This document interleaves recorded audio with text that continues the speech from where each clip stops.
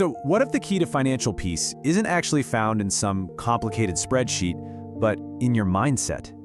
Today we're going to dive into a totally different approach to money, one that's all about using wisdom and self-control to build a calmer, more intentional financial life. You know, this quote really gets to the heart of it. Money decisions are almost never just about the numbers, are they? They're emotional. And you could even say they're spiritual. Every single time we spend or save, we're not just moving dollars around, we're actually shaping our own character and deciding what really, truly matters to us. So why is this so hard? Well, a huge part of the challenge is just the world we live in. We are constantly navigating a culture that pretty much screams financial urgency at us from every angle. Let's break down what that message actually looks and sounds like.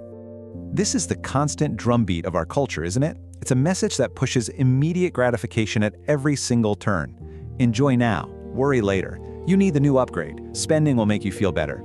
And saving? Well, that gets pushed to the back burner, kind of framed as this optional sacrifice for a future that can always wait. And this really nails the consequence of all that cultural pressure. It's a direct cause and effect. When our spending is driven by impulse instead of purpose, it doesn't just empty our bank account, it literally drains our sense of peace. And when we neglect to save, it just creates this nagging, persistent anxiety about what's coming down the road. So what's the alternative? Well, the idea here is to make a really fundamental pivot. This isn't about figuring out how to make more money. It's about changing the very questions we ask ourselves before we make any financial move. Okay, this side-by-side comparison is a total game changer. The culture's questions, can I afford this? Do I deserve this? They're all about capacity and entitlement. But wisdom's questions, is this wise? Does this serve my purpose? That shifts the entire focus to your character and your long-term vision. It's a move from simple math to deep values. And that simple shift, well, it changes absolutely everything. And the engine that drives this whole shift? It's self-control. Now hold on, this isn't about restriction just for the sake of it. It's about gaining mastery so that your money becomes a useful tool that serves you instead of being a source of stress that controls you.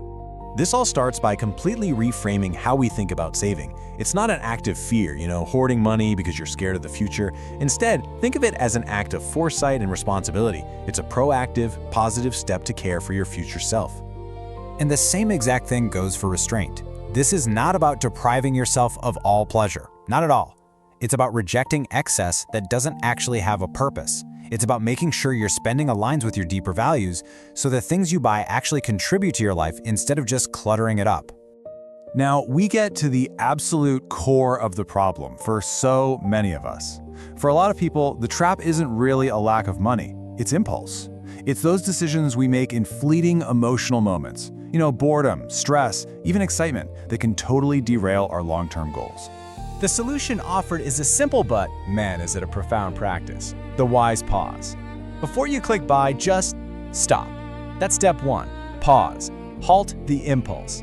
Step 2. Reflect. Ask yourself if this purchase really aligns with your long-term values. And then, only then, step 3. Choose. Make your choice from a place of intention, not just pure reaction.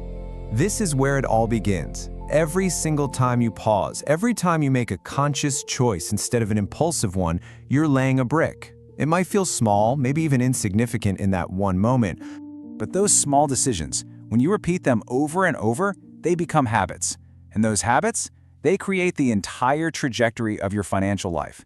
They literally set the direction you're heading in day after day. And ultimately, that direction is what determines your outcome. It's a really powerful chain reaction when you think about it. The small intentional choices you make today are what will lead to a future of either financial peace or financial chaos. Which brings us to the ultimate goal here. Look, the point of all this isn't to make you feel guilty about spending money. It's about achieving alignment. It's about building a life where your financial reality actually reflects your deepest values and goals. And that's what leads to clarity. And please remember this key takeaway.